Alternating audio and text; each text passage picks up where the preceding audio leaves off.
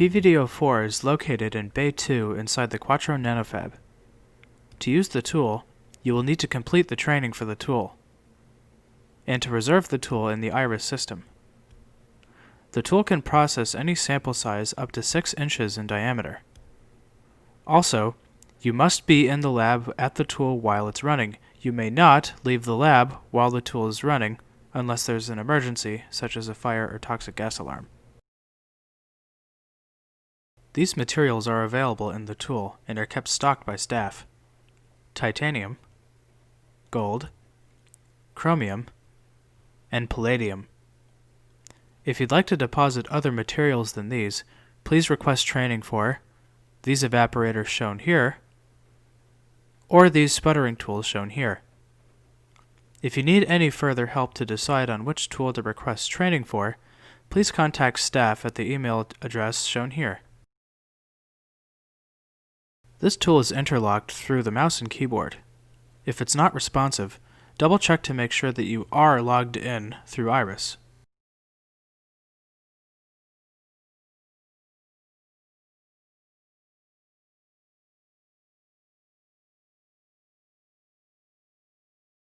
Also, this tool has a touchscreen.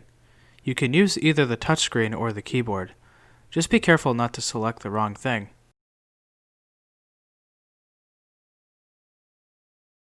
Before proceeding, we need to check the crystal quality. To do this, click the Deposition tab at the top and check the crystal quality. The crystal quality should be at 30% or higher. If it's not, or there's a crystal error, please stop your run and report it as a problem through IRIS.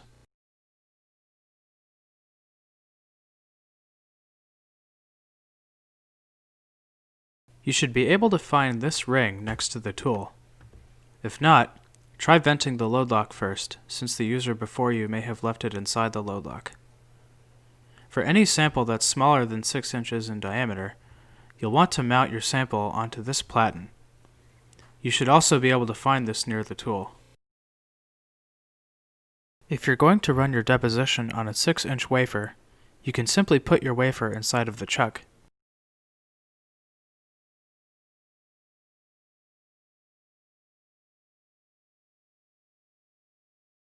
If your sample is smaller than 6 inches, you can attach your sample to the platen. You can use the set of screws and clips in the tray nearby, or you can use capped-on tape.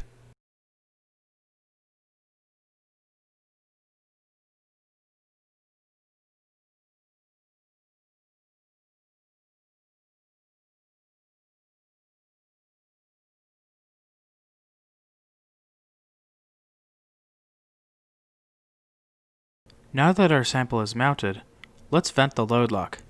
Click LL Vent to vent the load lock. As you use this tool, keep your eye on this recipe monitor box. It will always show you what step of a recipe you're on.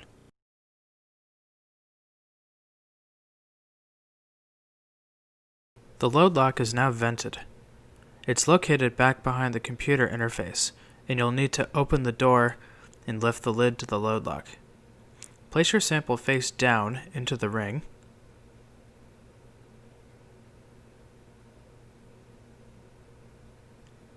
And load it into the load lock.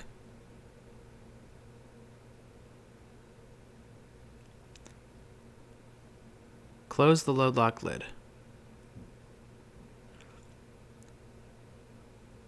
And close the door.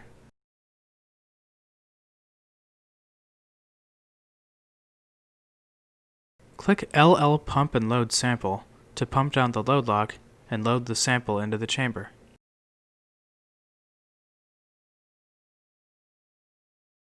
The recipe will prompt you to enter a sample ID.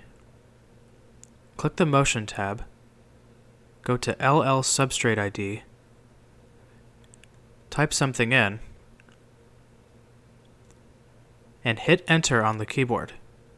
It's critical to hit Enter on the keyboard, otherwise it does not register with the tool. Go back to the recipe monitor, click Resume, and wait for the recipe to finish.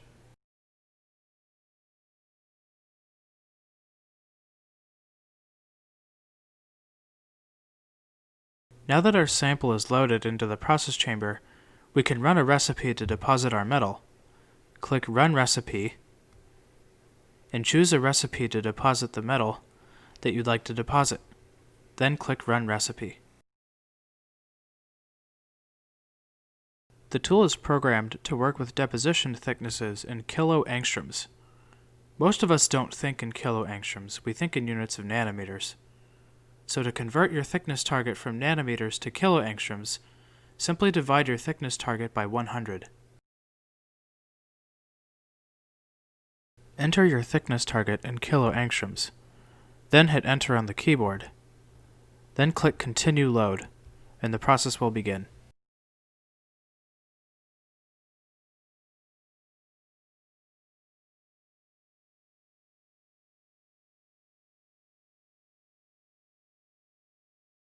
Throughout the process, we should keep an eye on the deposition rate and the power being used by the tool.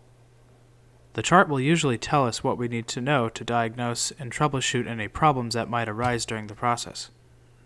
You should see a chart down here on the Windows taskbar. Let's open it up like so.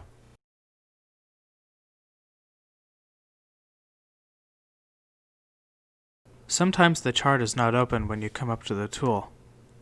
The previous user might have closed it, or the tool was rebooted, or something like that.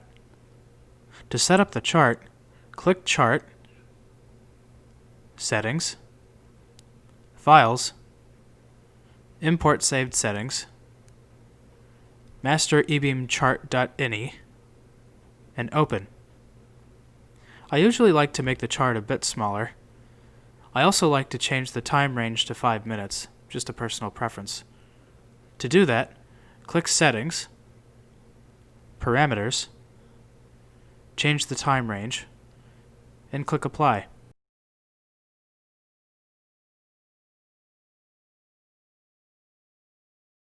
During this part of the process, the tool is warming up the metal to be deposited.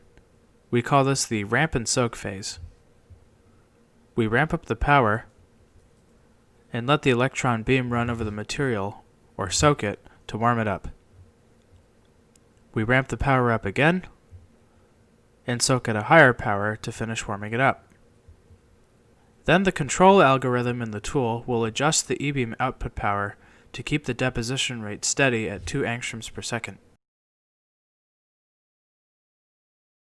As the process proceeds, you'll see these phases show up in the chart like so. You can also see the metal inside the chamber. Hold the shutter open like this, look down, and you'll see the metal. Some of the metals, especially titanium, will be very bright when you look at them, so this will damage your eyes if you don't have eye protection. Grab an eyepiece before you look inside the chamber. When the deposition is complete, you can run another process with a different metal if you'd like. You do not have to unload the sample first. For example, if you just deposited titanium, you may now run a gold deposition.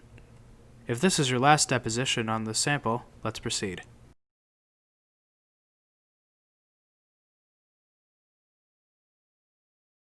To unload your sample, run the sample unload recipe.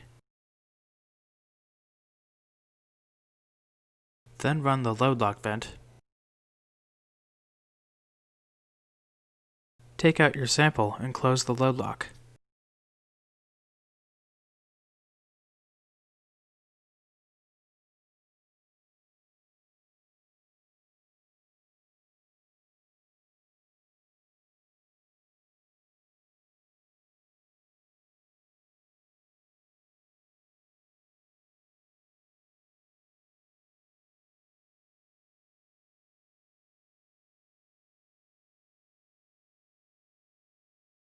And run the load lock pump. Once the load lock pump is complete, you can log out of Iris. This work was performed at the Singh Center for Nanotechnology at the University of Pennsylvania, a member of the National Nanotechnology Coordinated Infrastructure (NNCI) network, which is supported by the National Science Foundation. Thank you.